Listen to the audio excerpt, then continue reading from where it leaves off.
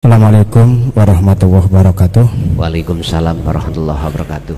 Matur nuwun dumateng Wa Kyai Mukhlasar Rasyid ngasampun maringi mridho asana. Niki wonten titipan pertanyaan. Secara umum banyaknya torekoh di Indonesia, termasuk torekoh yang mutabaroh. Dan pertanyaan yang pertama, manakah torekohnya Kanjeng Nabi Muhammad Shallallahu Alaihi Wasallam? Dan yang kedua, apa ta'arif baiat dan kholwat secara hakikat? Yang ketiga, wajibkah kita berbaiat? Tolong, yang kedua tadi apa? Apa ta'arif baiat kholwat secara hakikat? Oke, lanjut. Dan yang ketiga, wajibkah kita berbaiat?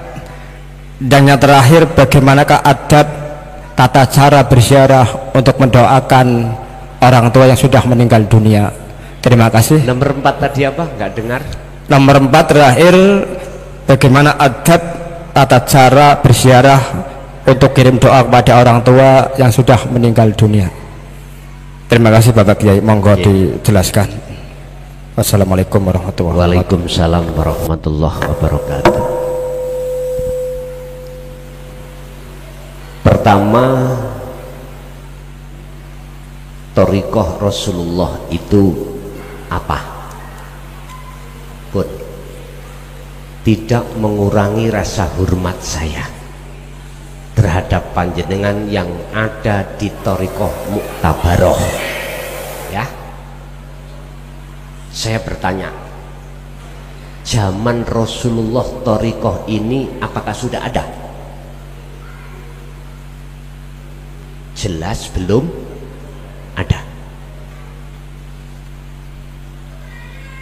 Lalu thariqah Rasulullah itu yang mana? Saya nggak gembosi loh, mboten loh ya. Saya luruskan. Apa sih thariqah itu? Jalan. Jalan atau akses khusus untuk menuju dan bertemu Allah. Syariat itu adalah ilmu, thariqah itu adalah jalan. Contoh thariqah Rasul, yang ditanyakan thariqah Rasul apa? Sholat. Nama sholat itu thariqah, itu jalan, itu akses supaya hati bisa munajat dan bertemu Allah. Sebetulnya kita sejak kecil itu sudah berthariqah, Pak. Apapun nama dalam sebuah ibadah, semua disebut thariqah. Saya tidak membahas thariqah mutabaroh loh ya, enggak. Tinggal pertanyaannya, akses yang Allah berikan terhadap kita, sudahkah Anda jadikan untuk munajat bertemu Allah? Tak jawab, telea.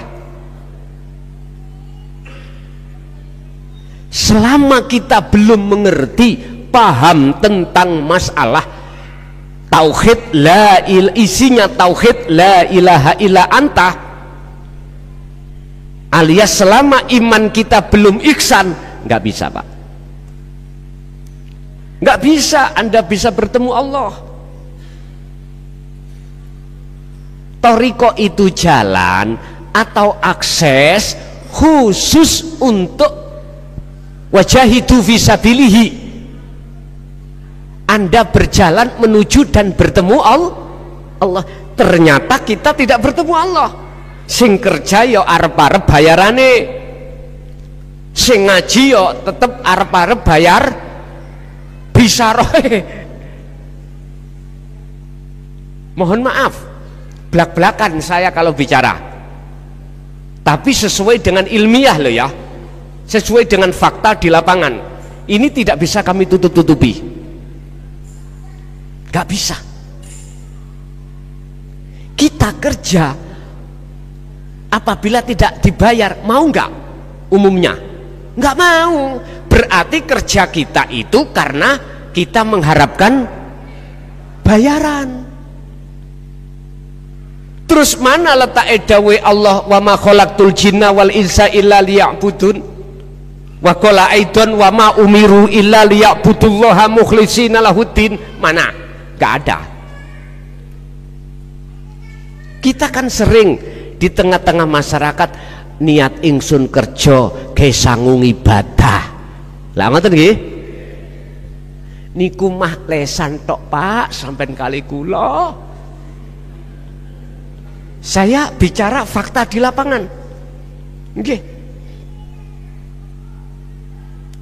Berarti tak simpulke thariqah apa yang Rasulullah jalankan dulu kita nggak bisa menjadikan satu akses untuk bermunajat bertemu Allah, mboten saged.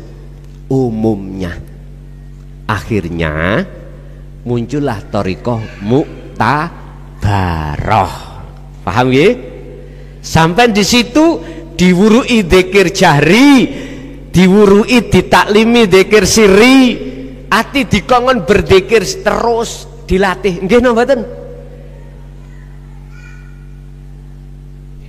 Cuman saja kebanyakan, mohon maaf, saya tidak mengurangi rasa hormat saya, berhubung jenengan tidak dibekali pengetahuan inti daripada tauhid la ilaha illa anta subhanaka inni kuntu minadz zalimin, Al-Anbiya 87, munculnya dzikir disebut sirul asror, yaitu dzikir tanpa ngucap baik lesan maupun hati atas nama Allah tidak, tapi rasa.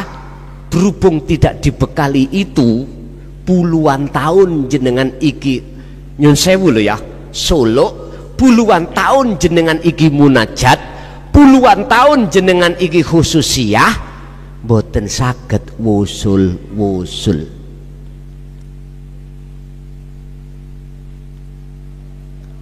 Diakui atau tidak, itu fakta. Justru ketika jenengan kali kula mengistiqomahkan di dalam aurat-aurat thariqah kita masing-masing, jebule apa? Karomah. Karomah. Anda nggak bisa bohong. Karomah itu makhluk napa kholik? Makhluk. Karomah Pak. Mengapa saya berani mengatakan ini? Karena ini juga terjadi pada diri saya. Saya mulai tahun 74 Pak, di beat thariqah wis kata dudune ya. Thariqah iku mutabaroh Qadriyah wa Naqsam Bandiyah. Abah sendiri yang membeat saya ketika saat itu saya berumur kelas 4 ibtidak. Kelas 4 ibtidak wis dibeat. Ukuran dzikir sir niku Pak, satu hari satu malam wajib harus saya lunasi 20.000 sir. Nyun sewu, apa yang terjadi puluhan tahun, yang kudapatkan, yang kutemukan bukan kewusulan pada Allah, tapi yang kudapatkan kewusulan pada karomah. Ini saya dukun jenengan, tapi aku yakin tidak jauh berbeda. Sebab sebagai rumus loh niki, siapapun kita kalau imannya belum ihsan nggak bisa wusul. Lah munculnya iman iki jadi ihsan, berangkatnya dasar ilmiahnya dari pengetahuan ilmu yang bersumber dari tauhid la ilaha illa anta. Artinya ilmu tasawuf ini kudu dididikkan terhadap kita. Setelah itu amal istiqomah, baru jadi ihsan, baru bisa wusul. Logikanya ini Pak, nyun sewu, siapapun yang berjalan ke arah barat pun di barat sana ya, semakin lama arah timur pasti ditinggal, itu pasti. Siapa yang berjalan ke arah timur semakin lama semakin jauh arah barat itu ditinggalkan. Niki wis rumus, artine sapa sing atine iku marek mendekat semakin lama terhadap Allah, maka Allah akan menjauhkan hati itu dari urusan selain Gusti otomatis. Sampai buka di dalam surah Al-Maidah ayat 35. Ya ayyuhalladzina amanu taqullaha wabtaghu ilaihil wasilah. Wajib jenengan iki mendapatkan tali langsung hubungan pada Allah. Al-wasilah itu ada yang mengartikan jalan, thariqah. Jenengan wajib duweni thariqah utawa tali langsung hablum minallah, hubungane ruh langsung dateng Gusti mana wahwa adzikru bisiril asror niki. Makanya saya sudah berpesan kepada ketua Jatman, tolong didikin jamaah ahli thariqah manapun dengan tasawuf. Jangan dididik wirid maca semene, jangan itu aja gitu loh. Didikan pengajian ilmu tasawuf atau ilmu tauhid yang bersumber dari la ilaha illa anta supaya bisa wusul. Ini sudah saya sarankan, tapi entah didengar atau tidak, wallahu a'lam. Sebab sing melok thariqah lho Pak, nyun sewu, mlakune wis sing akeh nduyuk-nduyuk, nggih mboten? Pun cedek game oper. Nggih. Terus siapa yang bertanggung jawab nanti ruhnya manakala ainul basirahnya masih buta pada Allah? Siapa yang tanggung jawab? Ayo kita pikir umat iki. Ojo dijak pikiran gelut ae. Ayo dijak bareng-bareng piye carane umat ini hatinya imannya jadi ihsan. Piye carane jamiyah panjenengan golongan iki sing solo iku ndang lekas bisa wusul datang Allah. Itu yang terpenting menurut saya, karena di dalam surat Al-Qasas ayat 77 Allah dawuh wabtaghi fima ataqallah darul akhirah, utamakanlah hubunganmu langsung pada Allah, wala tansa nasibaka minad dunya, di atas segala-galanya, karena umur kita sudah tinggal sedikit.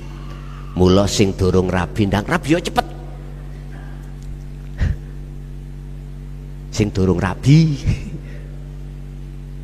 Tapi di sela-sela itu ya pikiran hubungan hatimu langsung datang Allah. Jadi apa thariqah Rasulullah? Semua ibadah murni dan tidak murni itulah thariqahnya Rasulullah. Dasarnya di sallu kama raaitumuni usolli. Ini salat ini beliau jadikan sebagai akses untuk munajat beliau ketemu Allah. Sholat termasuk. Lah kita diajarkan thariqah pada umumnya yang muktabaroh ini jenengan. Aku bukan mengklaim loh, ndak. Selama jenengan belum dididik tentang ilmu la ilaha illa anta, susah Pak untuk bisa wusul pada Allah. Ini jujur saya katakan dari lubuk yang paling dalam. Dan ini tidak bisa kami bohongi. Jikalau Anda berani bohong, terserah. Saya nggak bisa berbohong. Intinya, bagaimana mungkin jenengan kalih kula bisa tumindak menyang Surabaya, sementara sampai ambek kula ning kene iki dicancang rantai ning Cagak. Selama rantainya belum bisa lepas, gak mungkin jenengan bisa sampai ke Surabaya. Roh sampen kali kula Pak, iku dicancang nafsu. bentuk jenengan iki masih ada pengakuan diri sebagai makhluk yang bisa melakukan ini dan itu, bisa melakukan sholat, bisa melakukan zakat, puasa. Itu sama halnya hati roh kita itu dicancang oleh hawa. Kalau nggak percaya buka di dalam kitab Hikam, buka dalam kitab Hikam tentang makalah sifat basariyah. Selama kita dicancang oleh nafsu, laksana kita itu dirantai, dicagak, nggak mungkin bisa sampai ke Surabaya. Selama ruh itu masih memperbudak kita, roh ya, maka selama itu kita tidak bisa sampai pada Allah. Suluh bertahun-tahun tetap tidak bisa wusul. Pun satu. Nomor dua,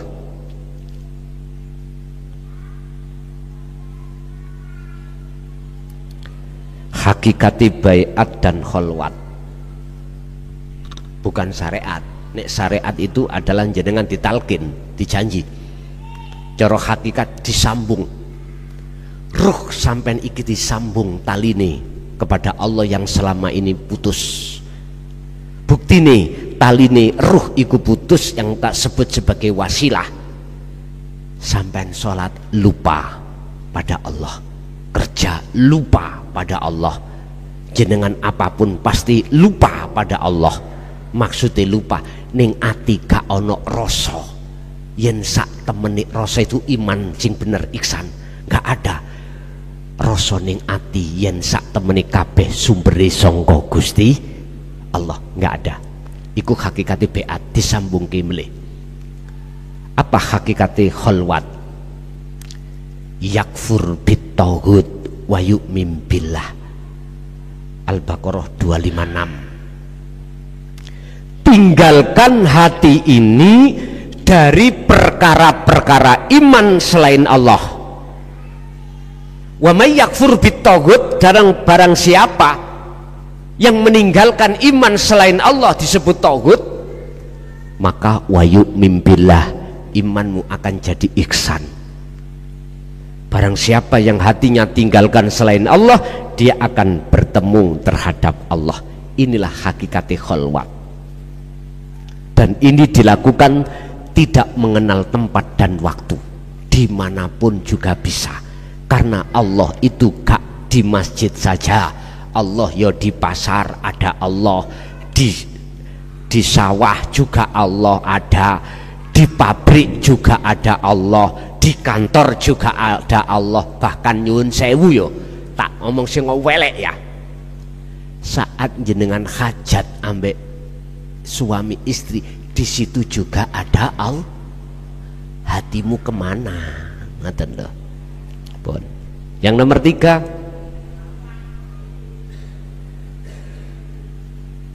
apakah kita wajib berbaiat? Kalau singku maksud secara hakikat menyambungkan, wajib. Wajib. Wajib itu apa sih? Harus dilakoni. Tapi cara berbaiat yang bisa menyambung talinya ruh datang Allah itu hanya Allah, bukan makhluk. Makanya bahasa saya, asli sing baiat itu duduk klason, duduk Mr. Bell. Bell itu lah klakson toh Pak ya, sama bel. Nah. Tapi Allah, buktinya jikalau tidak digerakkan Allah dalam diriku, nggak mungkin saya bisa melakukan pembaiatan. Hati sampean harus menghadapnya tidak pada saya, tapi harus pada Allah. Itulah namanya baiat wajib. Dan ini bisa dilakukan oleh Allah tidak hanya lewat saya, lewat YouTube. Wah, HP sampean bisa bunyi. Nek kalau Allah iso bunyi dewe tah, bisa bunyi sendiri tah? Nggak bisa. Sing terpenting adalah ketika baiat madepe ati menyang Gusti sing sak temene.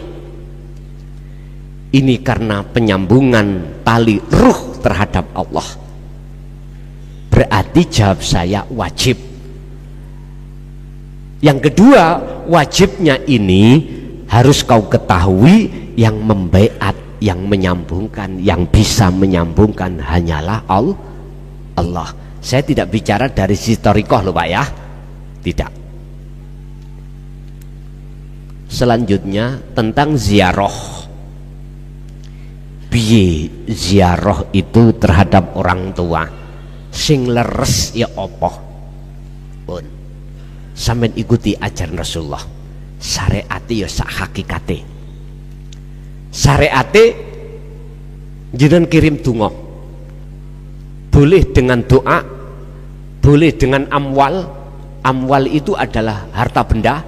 Sampai seleh ning masjid disebut sedekah jariah, atau lembaga-lembaga keagamaan boleh. Tapi hakikatnya harus sampean pakno. Walaupun secara syariat sampean mengharapkan bahwasanya apabila orang tua saya ada salah, ampuni ya Allah. Apabila ada kewajiban yang pernah ditinggalkan, ampuni ya Allah. Taruhlah Allah, ya Allah, orang tua saya di rahmatmu. Walaupun secara syariat jenengan ada keinginan seperti itu, hakikatnya hati sampean harus melepas pengakuan-pengakuan tersebut. Dengan begitu maka sing gerakno jenengan doa sinten? Allah. Inilah doa yang diajarkan oleh Allah di dalam salah satu ayat, ud'uni astajib lakum. Ud'uni, di situ ada nyatane Allah wujudnya. Niki Pak, njalu osiro ni ingsun. Ingsun sinten? Allah ta. Artine sampean kudu metuki Allah dulu baru ngomong apa sing diminta. Enggak kita enggak ingin ketemu Allah ndawonga njaluk. Kebanyakan kan gitu kita. Seperti itu. Tak ibaratkan gini Pak, jenengan punya tetangga garwa sampean nyidem pencit. Tahu pencit? Pelem niki lho. Pelem nek kecil si nom jenenge apa? Pete. Pecel. Pete. Wis mbuh. Sekarang kula tanya, jenengan sing duweni pelem muda, tonggo sampean, sampean langsung ngambil peleme apa metui menemui tetangga sampean? Metui dulu toh, metui dulu yuk be kula nyuwun pencite ya garwa kula nyidam. Tahu nyidam? Hamil nih lho, kepewingin rujak mangga muda. Kalau jenengan jawab dulu menemui yang memiliki, aku yakin ikhlas ridho jenengan dikongkon mundut. Tapi jikalau sampai tidak menemui dulu terhadap you B tadi yang memiliki, langsung sampai sawat dong konangan sampai dilokno maling apa ya apa maling. Iku logikanya seperti itu. Kita mau minta pada Allah, berdoa kepada Allah, urusan doa untuk sendiri atau untuk orang tua yang sudah meninggal, temui dulu Allahnya. Dan Allah itu gak ada di dalam diri jenengan. Itulah hidup. Carane sampai ngaji dulu la ilaha illa anta, terus jenengan iki setiap saat dan waktu ngumandangno dzikir tersebut dalam hati, baru saged metuki Gusti Allah. Bareng ngono nek wis ketemu tak jamin mesti sampean menang. Gak wani njaluk pencit atau njaluk mangga muda, gak bisa. Sampean diem Karena apa? Karena sebelum sampai mengatakan astajib, jikalau kau mintanya betul-betul padaku, kata Allah, astajib, tak jawab, maka tak sembadani. Buka di dalam surat At-Tolak, surat At-Tolak ayat 2 dan 3. Wa may yattaqillaha yaj'al lahu makhrajan wa yarzuqhu min haitsu la yahtasib. Udah jelas. Dan ini janji Allah. Allah nggak pernah ingkar janji. Sing terpenting sekarang adalah bagaimana caranya jenengan iki menempatkan ruh bisa bertemu Allah. Titik. Ada di situ. Ini yang harus jenengan bangun. Mumpung umur kita masih ada kesempatan. Jadi silakan ziarah. Apakah ziarah itu sampai ke makomnya atau dari rumah? Nggak bisa membaca Al-Quran, nggak bisa membaca Fatihah, punyanya uang, kasihkan ke lembaga majelis taklim atau di masjid. Termasuk jenengan nyumbang apa gunu koco, nyumbang listrike, nyumbang apa, tujokno nang wong tua boleh.